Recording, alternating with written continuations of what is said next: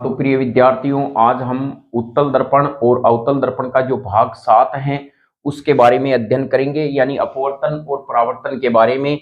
तो चलिए, हमारा जो मैटर है वो महत्वपूर्ण बिंदु है अपवर्तन और परावर्तन। वह परावर्तन है, यह महत्वपूर्ण जो बिंदु है, और इसी के बारे में आज 7वां जो भाग 7 चलेगा। यह 10 नंबर का पार्ट है, बहुत ही महत्वपूर्ण है। और आज जो महत्वपूर्ण बिंदु पे हम चर्चा करेंगे वो एक तो होगा दूरियों के बारे में, यानी एक तो हम दूरियां पढ़ेंगे कि दूरियां इनके बीच में क्या दूरी होती है वो होगा। एक हमारा जो होगा आज इसमें महत्वपूर्ण फोकस रहेगा दर्पण का सूत्र हम निकालेंगे। और फिर हम जो तीसरा फैक्ट पढ़ेंगे वो होंगे गणितीय प्रश्न। गणितीय प्रश्न जो हर बार कंपटीशन में इसमें से आते हैं। आज हमारा जो महत्वपूर्ण बिंदु तो यह रहेगा अपवर्तन और परावर्तन से संबंधित है। इनमें दूरियां कैसे नापी जाती है, दर्पण सूत्र क्या है और गणितीय प्रश्न है उनका समावेश क्या होगा।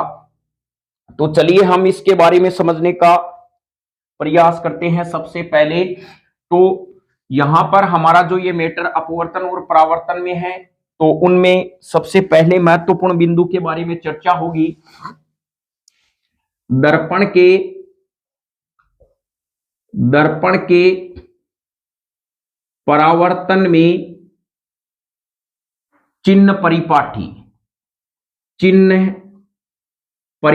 का प्रयोग करेंगे। चिन्ह परिपाटी क्या होती है, तो इसमें हर बार जो है एग्जाम में प्रश्न पूछे जाते हैं। 3 नंबर का जो मैटर है वो इसी से क्लियर होता है। अब ये चिन्ह परिपाटी है क्या, इसके बारे में हम देखेंगे। तो जो दर्पण के परावर्तन में चिन्ह परिपाटी है इसके बारे में समझते हैं। तो सबसे पहले इसमें समझने के लिए हम यहां पर एक गणितीय जो पद्धति है उसका यूज करते हैं, वो है नई यानी कार्तीय पद्धति। तो सौ पहली आपाई परिपाटी समझाई पहली आपाई गणितीय कार्तीय पद्धति हमने देखा है कि गणित वाला ये जो हमने बनाया है, हम सोचेंगे ये बनाया क्या है। तो प्यारे बच्चों, ये है, आपने कभी गणित के अंदर जो ग्राफ है वो देखा होगा, इसी प्रकार का ग्राफ आता है और उसमें निर्देशांक आप यूज करते हो। तो यह आपका जो मूल बिंदु से गुजरता हुआ निर्देशांक होता है, इसको आप x और x डैश कहते हो, इसको y और यहाँ पे y डैश कहते हो। यह हमारे पास में निर्देशांक होते हैं। तो चलिए, इस प्रकार के ये निर्देशांक हैं और ये मूल बिंदु हैं। और आप यह भी जानते हो कि यहाँ पर मूल बिंदु के इधर वाला भाग हमेशा प्लस में होता है, इधर वाला भाग हमेशा माइनस में होता है। क्या होता है? माइनस में। इसके नीचे वाला भाग हमेशा माइनस में होगा एरिया, और ये इधर वाला भी माइनस में होता है। ऊपर वाला भाग भी क्या होगा? प्लस में, और इसके ऊपर वाला भाग भी क्या होता है? प्लस में। यानी हम यहां कह सकते हैं एक्स अक्ष के निर्देशांक के ऊपर वाला भाग प्लस आता है, एक्स अक्ष के निर्देशांक के नीचे वाला भाग माइनस आता है। इसी प्रकार वाई वाई डैश के निर्देशांक के दायां वाला भाग कि क्या आएगा? प्लस में आएगा, और बायां वाला भाग क्या आएगा? माइनस में आएगा। ध्यान रखें, इस चीज को आप समझेंगे तभी आपके परावर्तन से 3 नंबर आप निकाल के ले आएंगे, क्योंकि चिन्ह परिपाटी बहुत ही महत्वपूर्ण फैक्ट है। तो आपने क्या सीखा इसके अंदर कि इसके भी होगा, इस प्रकार से हम जाएंगे। एक इस प्रकार से डायरेक्शन होगी, एक ऊपर होगी, एक नीचे होगी।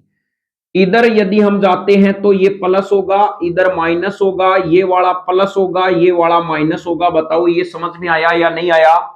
बिल्कुल, ये 4 डायरेक्शन आपको समझनी है, किस प्रकार का यहाँ पे चिन्ह होगा, तभी आपके ये परावर्तन में हम न्यूमेरिकल आसानी से हल करेंगे। इसका मतलब क्या है? इसका मतलब यहाँ पे हमारे पास में है O, और ये होता है मूल बिंदु। क्या होता है? मूल बिंदु। मूल बिंदु के हमेशा दाहिनी तरफ जाने पर दूरी का मान हमेशा धनात्मक होता है, और मूल बिंदु के बाईं तरफ जाने पर दूरी का मान ऋणात्मक होता है। ये दिमाग में पूरी तरह से फिट कर लेना। और यहाँ पर जो हमारे पास में एक क्षैतिज अक्ष है, यानी इसके ऊपर की तरफ जाते हैं, ऊर्ध्वाधर ऊपर की तरफ जाते हैं तो प्लस होता है, ऊर्ध्वाधर नीचे की ओर आते हैं तो माइनस होता है। ये मूल बिंदु क्या होगा, ये होगा ध्रुव बिंदु। ध्रुव बिंदु होगा, ये ध्यान रखें, ध्रुव बिंदु होगा P। यानी किसी दर्पण के ध्रुव बिंदु से बाईं दाईं तरफ जब जाएंगे तो दूरी का मान हमेशा धनात्मक होगा और बाईं तरफ नापी गई दूरी का मान क्या होगा, ऋणात्मक होगा। दो चीजें आपने पढ़ ली है। अब देखिए हम यहाँ पे कहते हैं हमारा ये जो निर्देशांक है अक्ष और अक्ष हमने माना था, इसको हम मानते हैं मुख्य अक्ष। मुख्य अक्ष, तो यहां पे दो बात होगी, मुख्य अक्ष के या तो आप ऊपर जाओगे या नीचे रहोगे, तो हम यहां कहेंगे मुख्य अक्ष के ऊपर जाने पर, यानी मुख्य अक्ष के लंबवत ऊपर जाएंगे तो दूरी हमेशा धनात्मक होगी, मुख्य अक्ष के नीचे जाएंगे तो दूरी लंबवत दूरी है वो क्या होगी, ऋणात्मक होगी। तो चार चीजें आपके पास में समझ में आनी चाहिए, हम यहां पे कह सकते हैं। तो बताओ, देखें यहां पे हमने इस प्रकार से यह डायरेक्शन बनाया है, ये प्लस और ये माइनस। ये क्या बताता है, ये प्लस ये बताता है कि आपने जो दूरी नापी है वो मुख्य अक्ष के लंबवत ऊपर की तरफ माप रहे हो।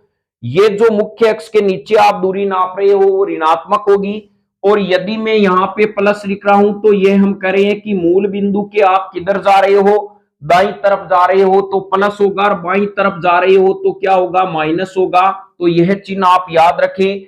तो इस प्रकार के प्लस प्लस और ये माइनस और माइनस का क्रम आप याद रखेंगे तो दर्पण के परावर्तन हम इसमें आसानी से समझ सकते हैं। तो चलिए हम अब लिखने का प्रयास करते हैं।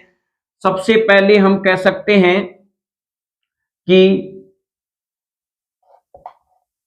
दर्पण के चिन्ह परिपाटी में, चिन्ह परिपाटी में नई कार्तीय पद्धति का प्रयोग करते हैं। कार्तीय पद्धति का प्रयोग करते हैं, प्रयोग करते हैं। पहली बात तो ये जिसमें मूल बिंदु, मूल जो बिंदु होगा, मूल बिंदु ध्रुव बिंदु को माना जाता है, माना जाता है। यानी जो मूल बिंदु है उसको क्या मानेंगे हम, ध्रुव बिंदु मानेंगे। यानी जो भी दूरियां नापेंगे वो ध्रुव बिंदु से ही नापेंगे। तो पहला हमारा कंसेप्ट यह होना चाहिए कि मूल बिंदु जो ग्राफ में होता है उस वही इस हम जो चिन्ह परिपाटी में कार्तीय पद्धति में यूज करेंगे उसमें ध्रुव बिंदु होगा। दूसरा हम कह सकते हैं कि इस परिपाटी में, इस परिपाटी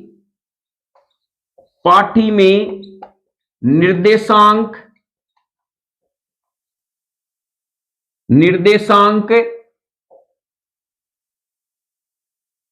मुख्य अक्ष को अक्ष डेश माना जाता है, माना जाता है। यानी जो निर्देशांक होगा वो क्या है, मुख्य अक्ष को अक्ष के यानी मुख्य अक्ष है वो निर्देशांक का हमारे पास में काम करेगी। जैसे अक्ष वाई जेड होते हैं तो यहाँ पे जो मुख्य अक्ष है वही निर्देशांक का काम करेगी। इस परिपाटी में दो चिन्ह बातें याद रखनी है। दर्पण परिपाटी में नई कार्तीय पद्धति का क्या करेंगे, यूज करेंगे। मूल बिंदु ध्रुव बिंदु को ही माना जाता है। इस परिपाटी में निर्देशांक को ही मुख्य अक्ष मानते हैं जिसे अक्ष डेश कहते हैं। तो चलिए यहां पर आपने दर्पण के परावर्तन चिन्ह परिपाटी की दो कल्पनाएं पढ़ ली, यानी जो दो बिंदु थे वो पढ़ लिए। अब हम इसके चित्र के द्वारा हम समझने का प्रयास करते हैं। बहुत ही बिल्कुल सरल आसान शब्दों में इनको समझेंगे। तो मान लीजिए हमारे पास में यह है उत्तल, क्या है, अवतल दर्पण है। आप चाहे तो उत्तल दर्पण भी बना सकते हो, क्योंकि ये मैंने मेरा मार्कर, मेरा बोर्ड मैंने अवतल दर्पण बना दिया है। आप अपने पेन और कॉपी से चाहे तो उत्तल बना दो, आपका ही पेन है, आपकी कॉपी है। यहां पर मैं लिख रहा हूं इसका जो बिंदु है वो है P, ये ध्रुव बिंदु हो गया। यहां पर ये मैं रख रहा हूं बिंब, ध्यान रखें, सबसे पहले अभी हमने कहा था निर्देशांक क्या माना जाता है, मुख्य अक्ष को अक्ष अक्ष डेश माना जाता है। और यहां पर ये जो बिंब होता है ये हमेशा बाईं ओर रखा जाता है। ध्यान रखें, बिंब है, बिंब दर्पण के बाईं ओर, किधर रखा जाएगा, दर्पण के बाईं ओर रखा जाएगा। यह बात ध्यान रखें, प्रश्न आता है कभी, आप दर्पण के बिंब को दर्पण के किस दिशा में रखेंगे प्रतिबिंब बनाने के लिए, तो दर्पण यानी जो है दर्पण के हमेशा बिंब होता है वो बाईं ओर होगा। अब हमारे यहाँ पे जो मैटर है वो इस प्रकार से है कि यदि आप इधर जाते हो तो यहां पर हम कह सकते हैं ये जो लाइन है इस प्रकार से, यह है आपतित प्रकाश की दिशा, आपतित प्रकाश की दिशा, आपतित प्रकाश की दिशा यह है, यानी हमें पता है प्रकाश है वो इधर से ही आएगा, यानी बिंब से ही आता हुआ प्रतीत होता है, दर्पण पे यहीं पे पड़ता है। और यदि मैं इधर जाता हूं तो यहां पे मैं इस प्रकार से कहूंगा बाईं ओर की दूरी, बाईं ओर की दूरी, दूरी बाईं ओर की दूरी क्या होती है, ऋणात्मक।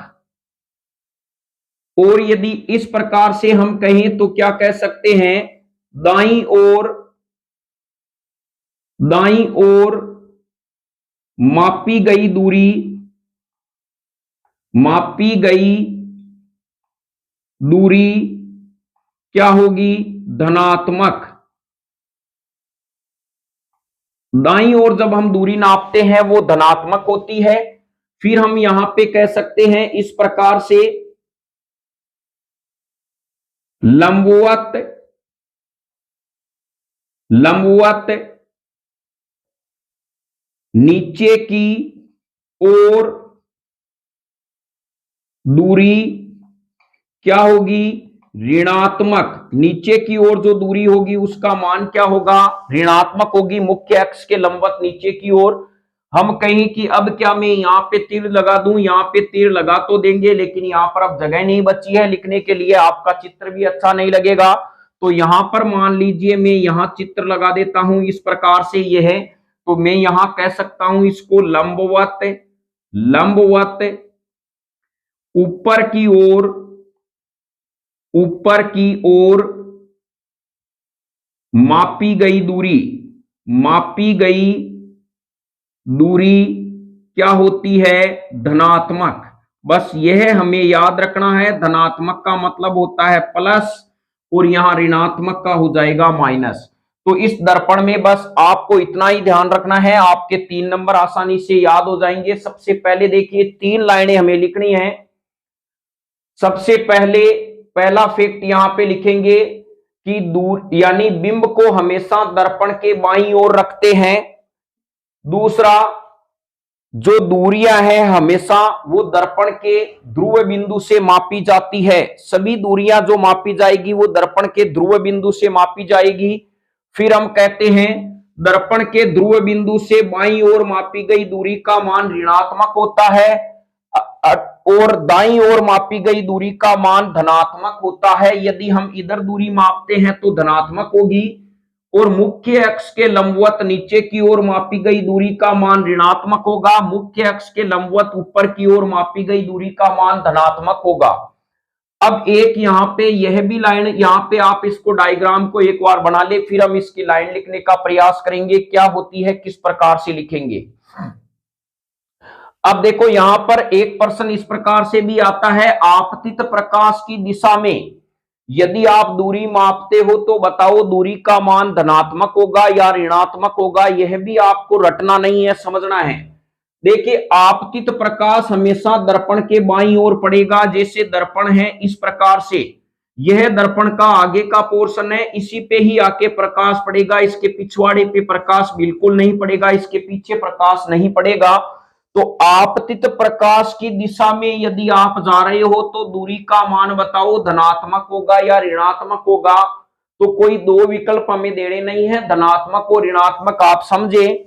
मान लीजिए आप इस प्रकार से कोई मोटरसाइकिल चला रहे हैं, यानी इस प्रकार से कोई तेज हवा आ रही है और इसी दिशा में आपकी मोटरसाइकिल जा रही है, तो आप क्या करोगे?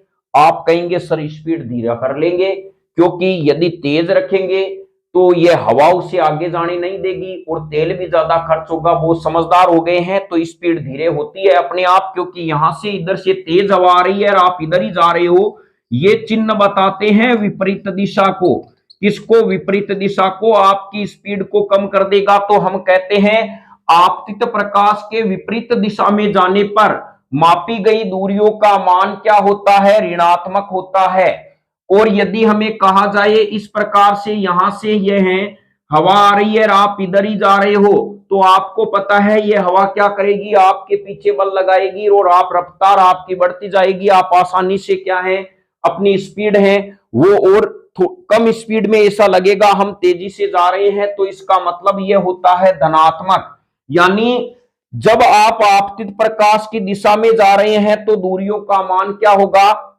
धनात्मक होगा। तो हम कहते हैं आपतित प्रकाश की दिशा में मापी गई दूरी का मान हमेशा धनात्मक होगा। क्यों? देखिए, मान लीजिए आपको यहां पर कोई प्रतिबिंब बन रहा है v, और अब आपको कहे इनकी दूरी बताओ, तो यहां पर जो दूरी माप रहे हो, देखो ये तीर का निशान ऐसे है, ऐसे भी है, तो आपतित प्रकाश की दिशा में माप रहे हो, तो यहां पर जो दूरी आएगी वो धनात्मक आएगी। तो यहां पर चलिए अब हम इनके कंटेंट को लिखने का प्रयास करते हैं, क्या है। तो आपने चित्र भी समझ लिया हुआ होगा। तो सबसे पहला हम इस प्रकार से फैक्ट लिखते हैं। नंबर ए, बिंब को हमेशा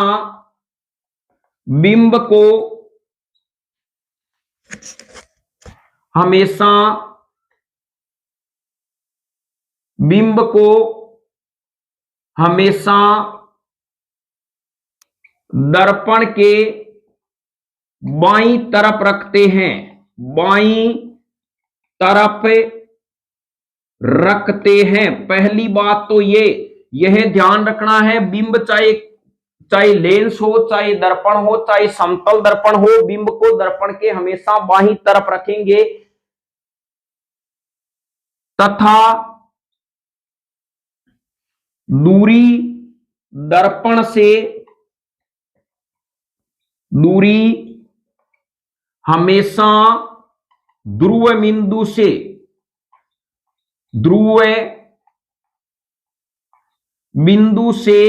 मापते हैं। हमेशा जब दूरी मापेंगे वो ध्रुव बिंदु से मापेंगे।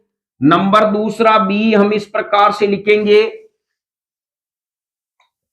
दर्पण के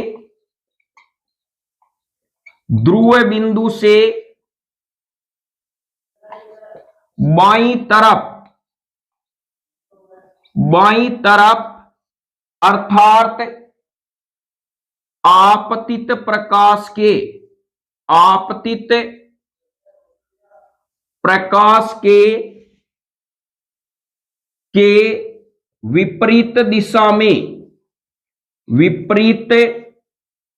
विपरीत दिशा में जाने पर दूरी का मान ऋणात्मक होगा। क्या होगा? दूरी का मान ऋणात्मक होगा। यह भी ध्यान रखें, यानी ध्रुव बिंदु से बाईं तरफ अर्थात आपतित प्रकाश के विपरीत दिशा में जाने पर दूरी का मान क्या होगा? ऋणात्मक होगा। तथा ध्रुव बिंदु से दाईं तरफ हम कहें आपतित प्रकाश की दिशा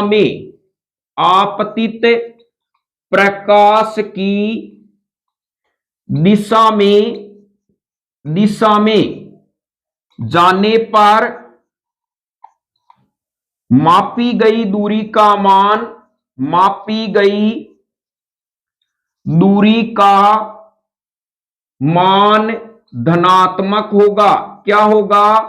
धनात्मक होगा। चलिए यह आपने बी कंटेंट भी पढ़ लिया। देखिए बिल्कुल सरल है, दर्पण को हमेशा यानी बिंब को हमेशा दर्पण से बाईं तरफ रखा जाता है, सभी दूरियां हमेशा ध्रुव बिंदु से मापी जाती है, पहला पॉइंट ये। दूसरा, यानी ध्रुव बिंदु से किसी भी यानी गोलीय दर्पण के ध्रुव बिंदु से बाईं तरफ मापी गई दूरियां ऋणात्मक होती है तथा दाईं तरफ मापी गई दूरियां धनात्मक होती है। ये दो लाइन आपके समझ में आ गई होगी। तीसरा यह है, तीसरा पॉइंट इस प्रकार से हम कह सकते हैं, मुख्य अक्ष के लंबवत। तीसरा हमारे सी पॉइंट इस प्रकार से होगा, मुख्य अक्ष के लंबवत ऊपर की ओर मापी गई दूरी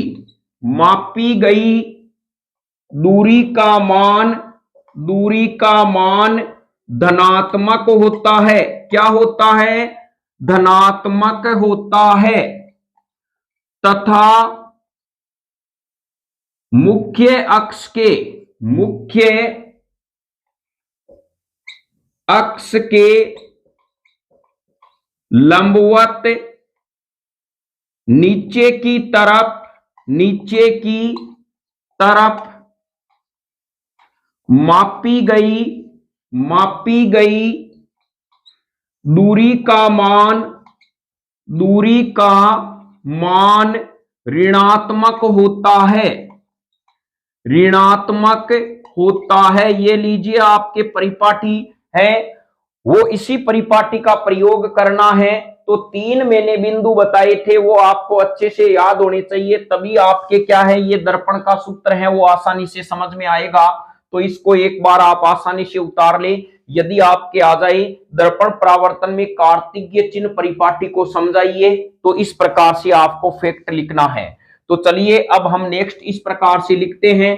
तो यहां पर एक बार और हम समझने का प्रयास करते हैं। मान लीजिए यह हमारे पास में कोई दर्पण है और यह दर्पण का क्या है प्यारे बच्चों, यह है ध्रुव बिंदु। क्या है? ध्रुव बिंदु।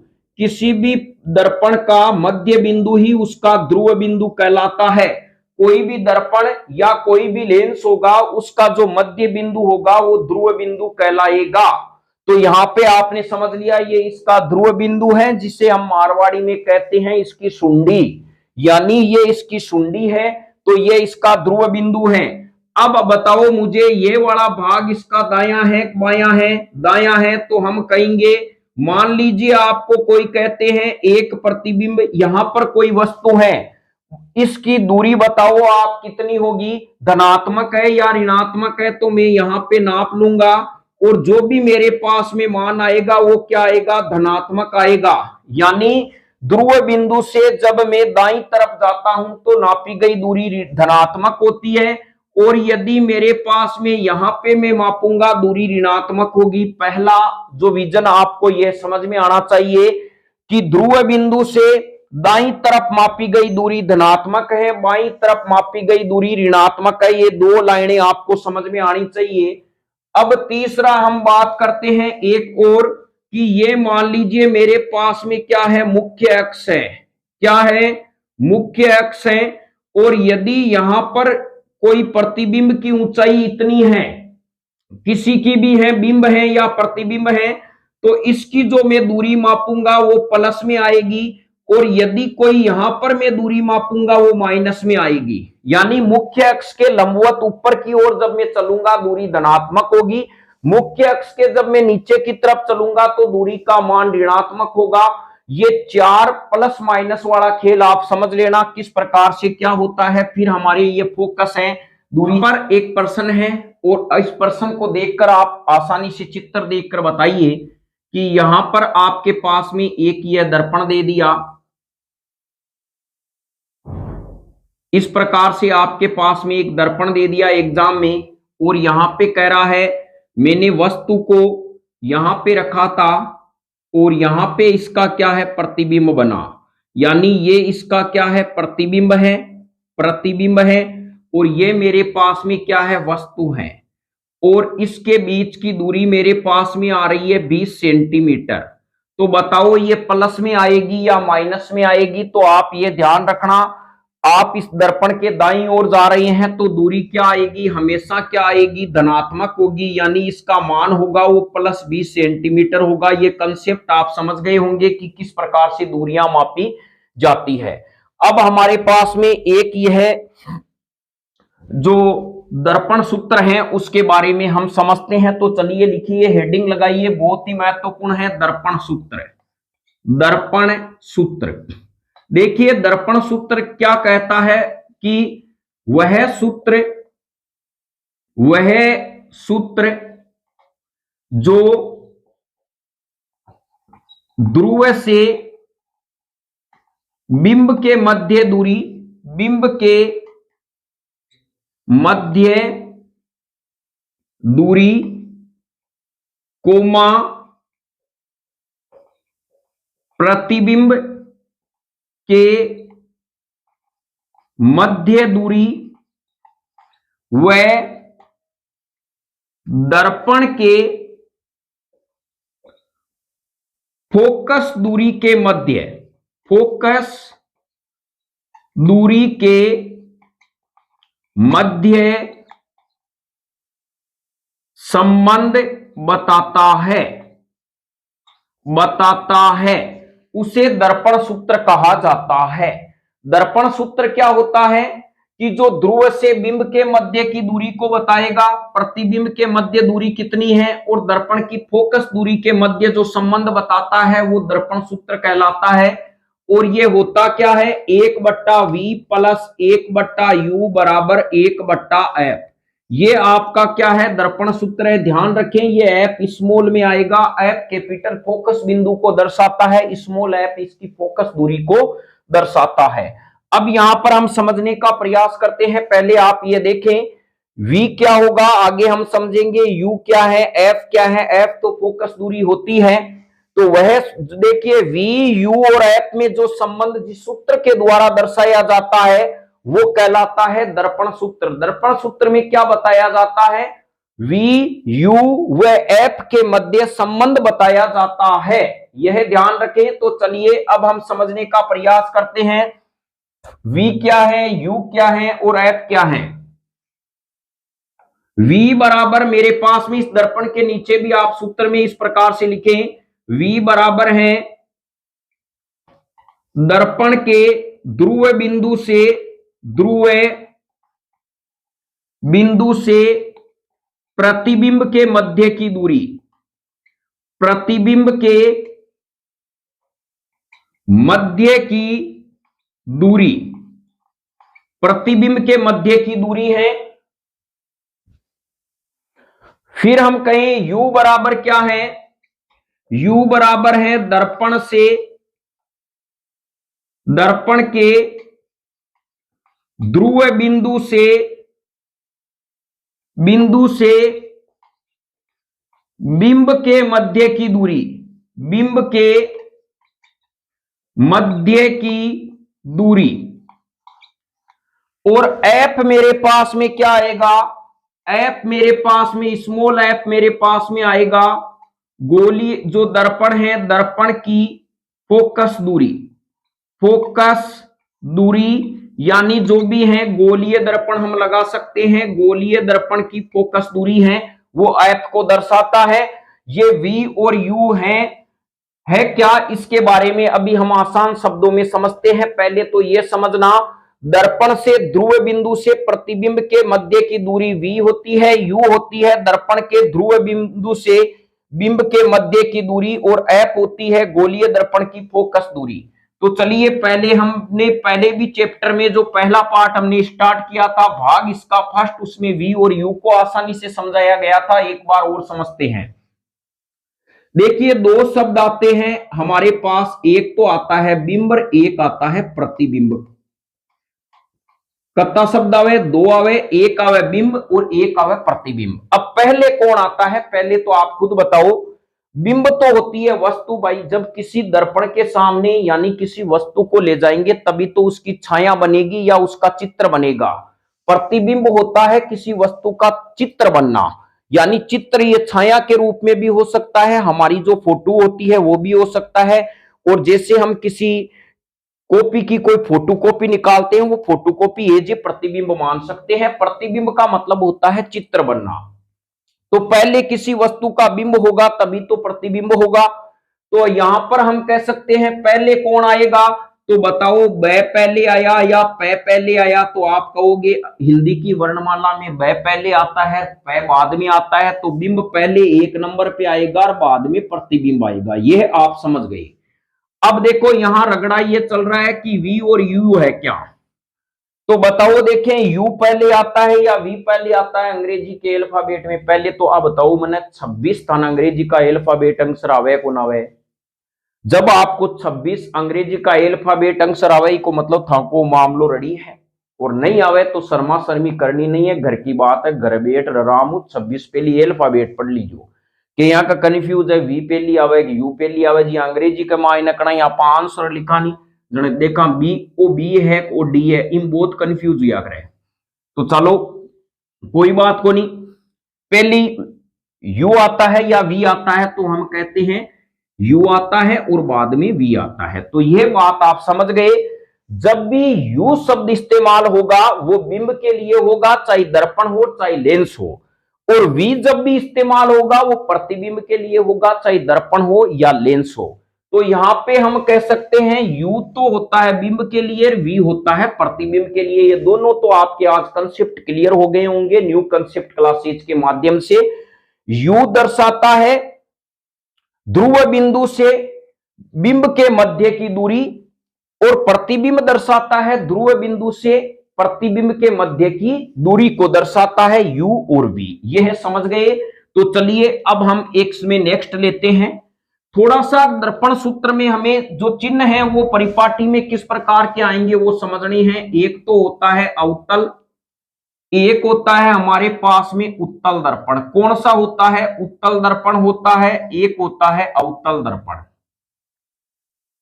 अवतल दर्पण देखो प्रश्न बहुत सरल है लेकिन इसको हम हार्ड बना देते हैं क्योंकि हमें चिन्ह मालूम नहीं होते, कौन सा प्लस है कौन सा माइनस है, करना क्या है कैसे करना है। फिर उत्तरी प्लस में जैसे आता है प्लस में निकाल देते हैं माइनस में, जिसको यू मानते हैं उसको वी मान बैठते हैं क्योंकि हमने कंसेप्ट क्लियर करने का प्रयास ही नहीं करते हैं। तो आज आप थोड़ा सा मन लगा कि एक बार वीडियो अच्छे से देखना, फिर आप अवतल और उत्तल कभी भी आप लेंस जिंदगी में नहीं भूलेंगे। तो चलिए हम शुरुआत करते हैं। तीन चीजें दर्पण सूत्र में काम में आती है, एक तो यू आती है, एक वी आती है, एक एफ आती है। पहला बात तीन ही आती है काम, चौथी आप अपनी तरफ से लगा देना जब आपको नोबेल प्राइज मिले, अभी हमें तीन ही लगानी है। तो देखो यू अवतल दर्पण हो या उत्तल दर्पण हो हमेशा इनका मान माइनस होगा, दोनों में माइनस होगा, यानी यू का मान हमेशा माइनस होता है चाहे दर्पण हो और चाहे लेंस हो। ये लोग पहले ही काम में इसका तो काम हमने कर दिया खत्म। तो समझ गए होंगे यू का मान दोनों के लिए क्या होगा, माइनस होगा। यानी हमेशा दर्पण के ध्रुव बिंदु से मापी गई बिंब तक की दूरी हमेशा ऋणात्मक होती है। क्यों होती है, आपको कहा जाए कि अवतल दर्पण में यू का मान ऋणात्मक क्यों आता है, तो आप कहोगे कि हम दर्पण के यानी बाईं तरफ हमेशा बिंब को दर्पण के बाईं तरफ रखते हैं, इसीलिए इसका मान हमेशा ऋणात्मक ही आता है, बाईं तरफ ही रखते हैं। अब बात करते हैं इसमें फोकस दूरी का मान, इसमें ऋणात्मक होता है इसमें धनात्मक होता है, यह भी आप समझ लें। तो यहां देखें फोकस दूरी का मान इसमें ऋणात्मक होगा और इसमें धनात्मक होगा। यह प्रश्न भी आता है अवतल दर्पण में फोकस दूरी का मान ऋणात्मक क्यों होता है, उत्तल दर्पण में फोकस दूरी का मान धनात्मक क्यों होता है, यह हम समझेंगे क्यों होता है। चलिए एक बार इनको अच्छे से समझने का प्रयास करते हैं, फिर आप भूलेंगे नहीं क्यों होता है। तो यह हमारे पास में है साहब अवतल दर्पण है, और अवतल दर्पण में हमने अभी बिंब आरेख बहुत बनाए थे। यह हमारे पास में आपतित प्रकाश की किरण आ रही है। अब देखो ये आपतित प्रकाश की किरण परावर्तन के बाद में एक बिंदु से गुजरती है, उस बिंदु को क्या कहते हैं, फोकस बिंदु कहते हैं, बिल्कुल कहते हैं। अब यहां पर हमें पता है इसका फोकस बिंदु दर्पण के क्या होता है, सामने होता है। तो इसका मतलब हमें यह भी पता है ध्रुव बिंदु से फोकस बिंदु के मध्य की दूरी फोकस दूरी कहलाती है। कहिए फोकस दूरी किसे कहते हैं? यानी चाहे हम गोलीय दर्पण की बात करें या लेंस की बात करें सेम आएगी, तो हम कह सकते हैं गोलीय दर्पण में ध्रुव बिंदु व फोकस बिंदु के मध्य की जो दूरी है वो उसकी क्या कहलाती है? फोकस दूरी कहलाती है। गोलीय दर्पण में ध्रुव बिंदु व फोकस बिंदु के मध्य की दूरी फोकस दूरी कहलाती है। अब आपको कहे आपका ये फोकस बिंदु इधर है, अब आप बताओ दूरी नाप के बताओ इनके बीच में दूरी कितनी है। तो आपको दूरी नापनी किधर से है? फीता किधर से पकड़ना है, इधर से मत पकड़ लेना। इधर से पकड़ोगे तो पटवारी के एग्जाम में पहले ही राउंड में बाहर हो जाओगे। आपको फीता इधर से पकड़ के हुए चलना है, यहां से पकड़ते हुए चलना है इधर से। आपने फीता इधर से पकड़ा और आप इधर से जा रहे हो, तो बताओ आप किस दिशा में जा रहे हो? आप कहोगे मैं तो बाईं दिशा में जा रहा हूं, तो इसका मतलब दूरी का मान क्या होगा? ऋणात्मक होगा। फोकस दूरी अभी मैंने बताया था कि दर्पण के बाईं यानी मुख्य बिंदु के बाईं तरफ जाएंगे दूरी ऋणात्मक होगी। और यह भी देखो प्रकाश इस दिशा से आता है, हमेशा आपतित प्रकाश, और आप इस दिशा में जा रहे हो तो नापी गई दूरी का मान ऋणात्मक होगा। यह आप समझ गए हैं। अवतल दर्पण में फोकस दूरी का मान ऋणात्मक क्यों होता है? क्योंकि इसका फोकस बिंदु दर्पण के क्या होता है? सामने होता है। तो यह आपके प्रश्न समझ में आ जाए तो आप इस प्रकार से लिख देना, क्योंकि अवतल दर्पण में इसका फोकस बिंदु दर्पण के सामने होता है, जिससे ध्रुव से फोकस बिंदु के मध्य जब दूरी नापते हैं तो हमें आपतित प्रकाश की दिशा में जाना पड़ता है। इसीलिए इसकी जो है वो फोकस दूरी का मान ऋणात्मक होता है। आप देखिए, आप नोट डाउन कर ले। अवतल दर्पण में प्रश्न इस प्रकार से लिख ले, अवतल दर्पण में फोकस दूरी का मान ऋणात्मक क्यों होता है? आंसर यह है अवतल दर्पण में फोकस बिंदु दर्पण के सामने होता है, अतः ध्रुव बिंदु से फोकस बिंदु के मध्य जब दूरी नापते हैं तो हमें आपतित प्रकाश की दिशा में जाना पड़ता है, अर्थात बाहीं दिशा में जाना पड़ता है। इस कारण फोकस दूरी का मान ऋणात्मक होता है। तो यह समझ गए। चलिए उत्तल में बात करते हैं। उत्तल दर्पण हमारे पास में इस प्रकार का दर्पण होता है, ये दर्पण है, और यहां से जो प्रकाश की किरण आती है ये इस किरण को फैलाता है, अपसारित करता है। इनको हम पीछे की तरफ बढ़ाते हैं। ये डायग्राम में पूरा अच्छी तरह से समझाया हुआ है। ये इसका फोकस बिंदु है, यानी उत्तल दर्पण में फोकस बिंदु से परावर्तित किरणें आती हुई प्रतीत होती है, ऐसा लग रहा है इससे जा रही है किरणें। अब बताओ यह जो फोकस बिंदु है वो दर्पण के क्या है? पीछे है, और यहां से मैं दूरी नापूंगा तो क्या होगी? यानी हम इसके किधर जा रहे हैं? दाईं तरफ जा रहे हैं, आपतित प्रकाश की दिशा में जा रहे हैं, तो धनात्मक होती है। प्रश्न आ जाए उत्तल दर्पण की फोकस दूरी का मान धनात्मक क्यों होता है? तो हम कहेंगे उत्तल दर्पण में फोकस बिंदु दर्पण के पीछे होता है, अतः ध्रुव बिंदु से फोकस बिंदु के मध्य दूरी नापने पर हमें आपतित प्रकाश की दिशा में जाना पड़ता है, अर्थात दाईं तरफ जाना पड़ता है। इसीलिए दूरी का मान क्या होता है? फोकस दूरी का मान धनात्मक होता है। ये थोड़ा का आप कंसेप्ट समझे, रटने का प्रयास करें नहीं। तो यहां पर आपने ये समझ लिया है। तो चलिए दो चीजें आपने निकाल ली, किस प्रकार से क्या होगा। तो यहां पर u का मान आपके दोनों में क्या होगा? ऋणात्मक।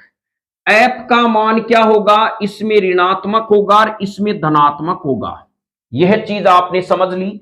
फिर v की बात आती है। v का धनात्मक और ऋणात्मक, तो देखिए यदि धनात्मक आता है और ऋणात्मक आता है, मैंने पहले ही बताया है, इसका मतलब तो होता है आभासी प्रतिबिंब। क्या होता है? आभासी प्रतिबिंब। यह धनात्मक ये बताएगा कि प्रतिबिंब कैसा बनता है।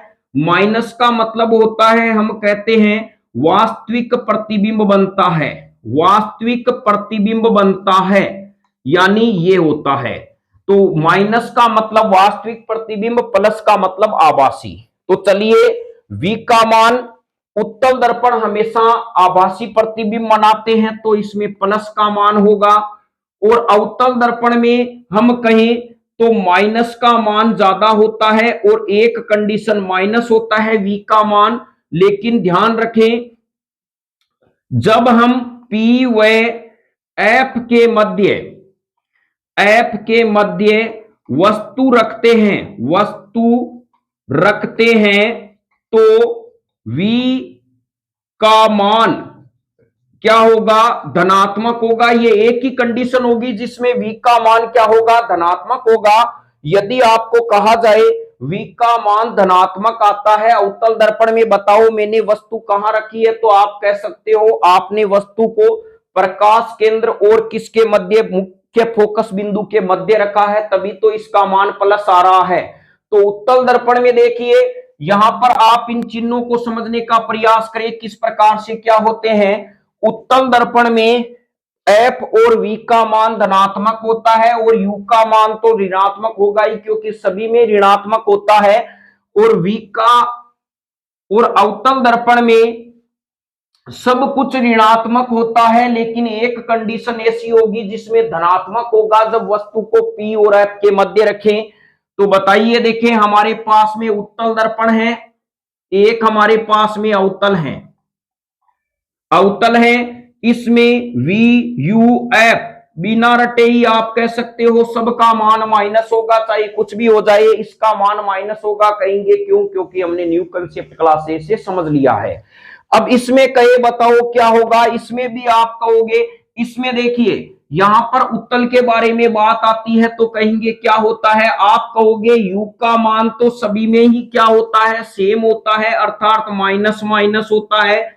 इन दोनों का मान उत्तल में क्या होगा, प्लस होगा। अब अवतल में बात आती है तो सब कुछ ऋणात्मक होता है, लेकिन एक कंडीशन ऐसी आएगी जिसमें V का मान P व F के मध्य क्या होगा, धनात्मक होगा।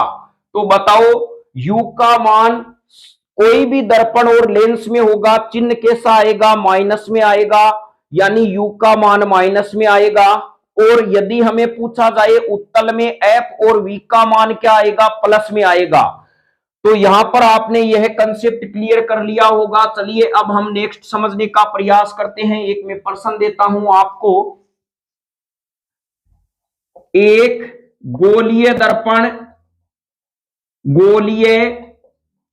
दर्पण जिसमें ध्रुव से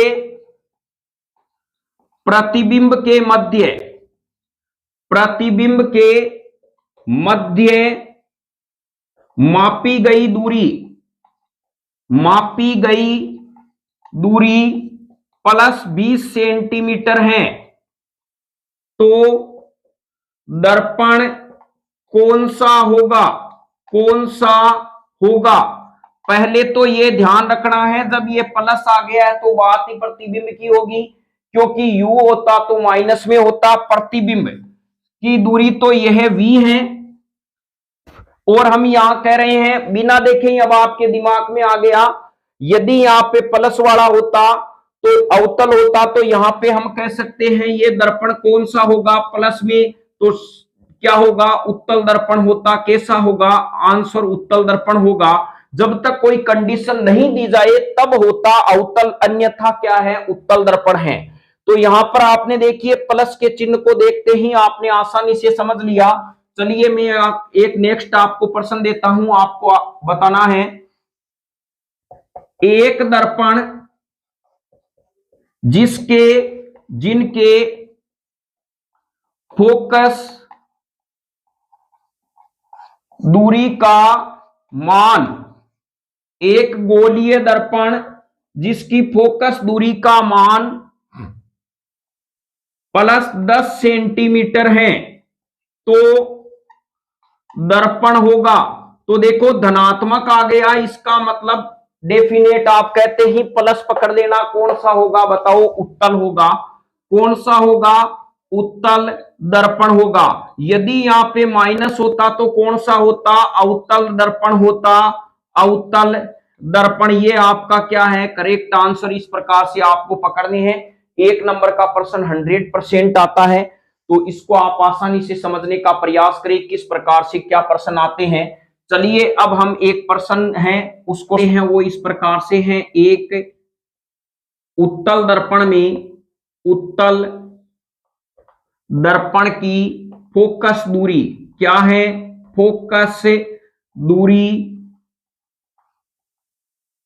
दूरी 15 सेंटीमीटर है, 15 सेंटीमीटर है तथा दर्पण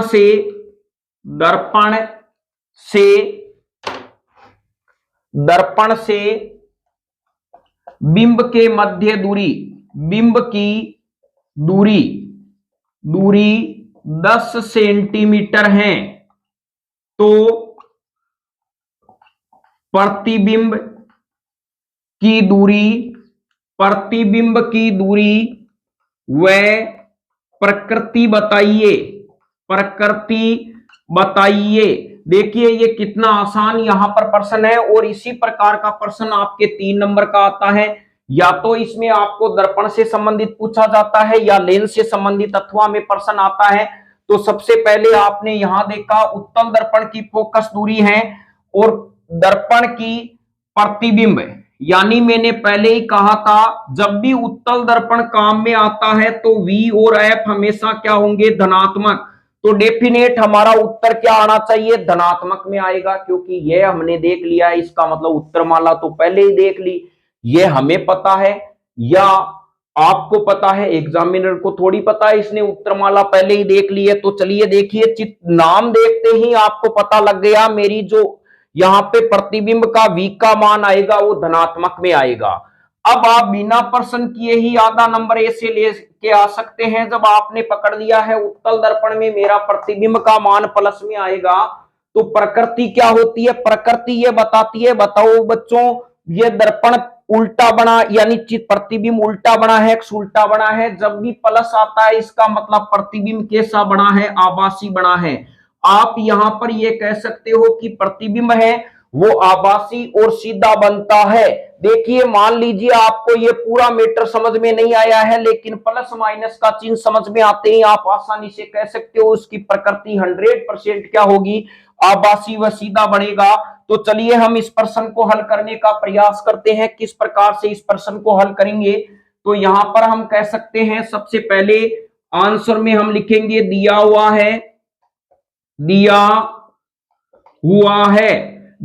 क्या है? सबसे पहले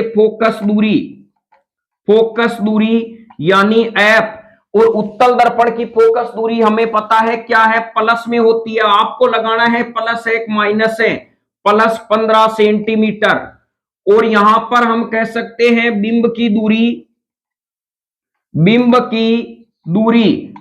दूरी U, हमेशा चाहे हो या नहीं हो आप बिना देखे ही माइनस कर देना जो मान दिया। और बिंब की दूरी आपके मान -10 आ गई, और V का मान हम कहेंगे प्रतिबिंब की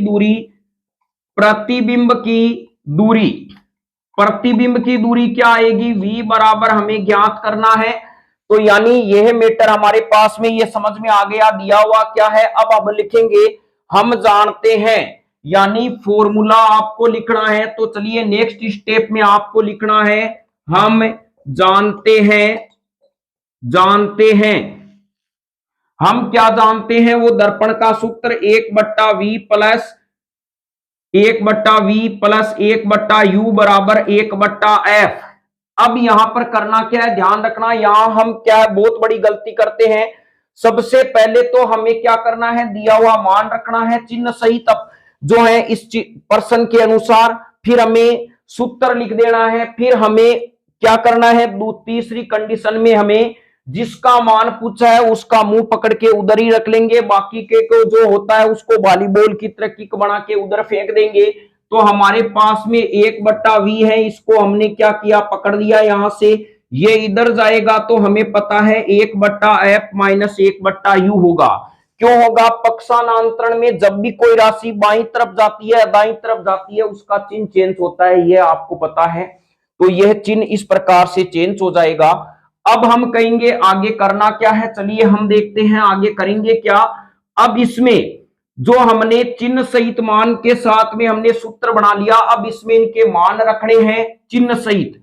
तो 1/v बराबर 1/+15 और -1/-10। ध्यान रखें, u का मान केवल आप 10 मत रख देना, चिन्ह समेत रखना है -10। f का मान भी आपको +10 रखना है। यदि माइनस है तो माइनस रखना है, प्लस है तो प्लस रखना है। उत्तल में इसका मान प्लस होता है। अब आगे की कंडीशन में होगा 1/u बराबर 1/15 माइनस और -1/10, यानी माइनस और माइनस क्या हो जाते हैं, प्लस हो जाते हैं। ये हमें पता है, तो हमने इस प्रकार से लिख दिया। इस प्लस को लिखने की जरूरत है नहीं।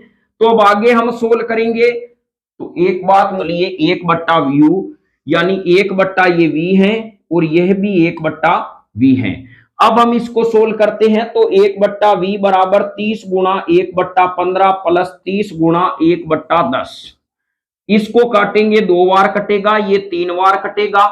तो अब हमारे पास में आगे क्या आएगा, इस प्रकार से हम लिख सकते हैं। आगे हमारा जो आंसर इस प्रकार से आएगा, 1/v बराबर 2 और 3 कितने होते हैं, 5 और यहां पे 30।